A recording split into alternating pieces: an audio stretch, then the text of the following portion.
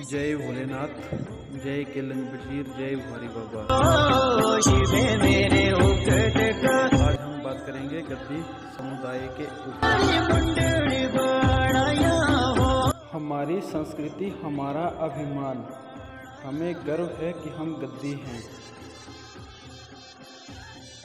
गद्दी समुदाय की है एक अलग पहचान, आज भी संजोए हुए हैं अपनी कला और संस्कृति। हिमाचल प्रदेश में प्राकृतिक रूप से निवास करने वाली जनजातियों में से गद्दी जनजाति की एक बड़ी जनसंख्या है। गद्दी जनजाति की विशिष्ट भाषा, संस्कृति, रहन सहन, रीति रिवाज और पहनावे के कारण अपनी अलग पहचान है। गद्दी समुदाय ने अपनी पुरानी संस्कृति और दम तोड़ती संस्कृतियों और लुप्त होने के कगार पर पहुंच चुकी परंपराओं को फिर से जीवित करने को लेकर हो रही जद्दोजहद के बीच में समुदाय अपनी कला और संस्कृति को भूला नहीं है। देश में एक तरफ पश्चिमी सभ्यता का रंग हर किसी पर चढ़ा हुआ है, वहीं हिमाचल प्रदेश में प्राकृतिक रूप से निवास करने वाली जनजातियों में से गद्दी जनजाति की एक बड़ी जनसंख्या है। गद्दी जनजाति की विशिष्ट भाषा, संस्कृति, रहन सहन, रीति रिवाज और पहनावे के कारण अपनी अलग पहचान है। गद्दी समुदाय ने अपनी पुरानी संस्कृति और विरासत को आज भी संजो कर रखा हुआ है। समुदाय की सबसे बड़ी रोचक बात यह है कि इससे जुड़े लोग देश विदेश में कहीं भी रह रहे हो, लेकिन वे अपनी कला और संस्कृति को भूले नहीं हैं। गद्दियों की जीवन शैली। गद्दी जनजाति भारत की सांस्कृतिक रूप से सबसे समृद्ध जनजातियों में से एक है। पशुपालन करने वाले ये लोग शुरू में ऊंचे पर्वतीय भागों में बसे रहे, लेकिन बाद में धीरे धीरे इन लोगों ने धौलाधार की निचली धाराओं, घाटियों और समतल हिस्सों में भी ठिकाने बनाए। मौजूदा समय में ये जनजाति हिमाचल प्रदेश के चंबा और कांगड़ा जिला में बसे हुए हैं। कई गद्दी आज पालमपुर और धर्मशाला समेत कई कस्बों में भी अपना परिवार के साथ रहते हैं। गद्दी अपनी साधारण जीवन शैली के लिए जाने जाते हैं। वे स्नेही और नरम स्वभाव के होते हैं। गद्दी ज़्यादातर से स्थानीय बोलियों में बात करते हैं।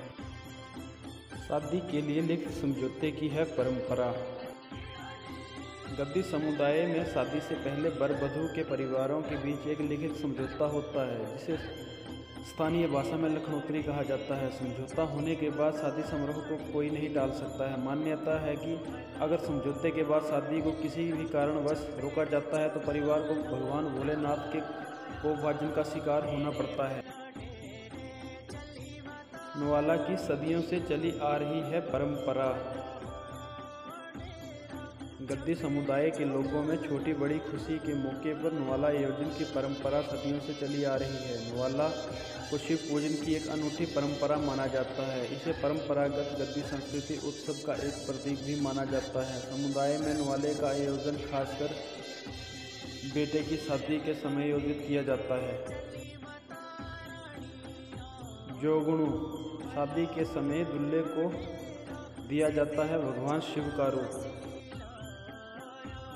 शादी के समय दूल्हे को भगवान शिव का रूप दिया जाता है, जिसे स्थानीय भाषा में जोगणु कहा जाता है। अपनी वेशभूषा और परंपराओं की बदौलत ये समुदाय देश भर में अपनी सबसे अलग पहचान बनाए हुए हैं। खासकर विवाह, शादी और स्थानीय आयोजन में समुदाय की कला और संस्कृति की झलक नज़दीक से निहारने का मौका मिलता है। जड़ से जुड़े हैं गद्दी। बात चाहे पहनावे की हो या खान पान की या फिर धर्म कर्म, सब में गद्दी लोग आज भी अपने इतिहास से जुड़े हुए हैं। गद्दी समूह के पुरुष और महिलाएं दोनों कान में बालियां और भेड़ की ऊन और बकरी के बाल से बने कपड़े पहनते हैं।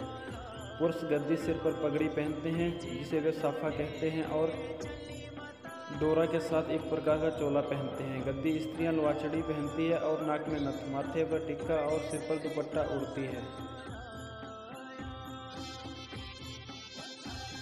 गद्दियों के आराध्य देव है महादेव शिव। गद्दी समुदाय के लोगों को भगवान भोलेनाथ का अनुयायी माना जाता है। समुदाय का हर शुभ कार्य भगवान शिव के साथ जोड़कर किया जाता है। लोकल भाषा में चंबा ब्रह्मोर के गद्दी शिव को धुरू के नाम से भी पुकारते हैं। ब्रह्मोरी कैलाश मणिवेश गद्दियों का सबसे पवित्र स्थान है। गद्दी कठिन भौगोलिक परिस्थितियों में भी जीवन यापन में है माहिर। गद्दी समुदाय का मुख्य व्यवसाय भेड़ पालन है। इन लोगों का जीवन बेहद संघर्षपूर्ण होता है। गर्मियों में ये लोग पहाड़ों की ओर निकल जाते हैं, बरसात के मौसम में भी ये भेड़ पालक पहाड़ों पर ही रहते हैं। सर्दियों के आते ही ये लोग अपने पशुओं के साथ मैदानी इलाकों की ओर रुख कर लेते हैं। डंगी है गद्दी समुदाय का नृत्य। समुदाय में होने वाले विवाह, जातर मेलों में व अन्य समारोहों के दौरान ये नृत्य किया जाता है, जिसमें पुरुष चोलू डोरा व महिलाएं नवाचड़ी डोरा के साथ आभूषण पहनकर एक घेरे में नाचते हैं।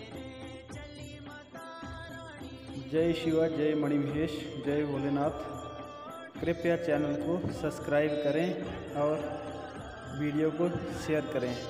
धन्यवाद।